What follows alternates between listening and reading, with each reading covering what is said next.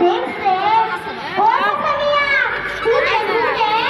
আপনারা কি আমার ছাড়ারে দেখছেন দেখেন নাই আমি কি না আমি হলাম কি কমলাসু আমার বাড়ি ব্রাহ্মণবাড়িয়া জেলার তিতাস নদীর পার আমি রুশের বেলা ওইছিলাম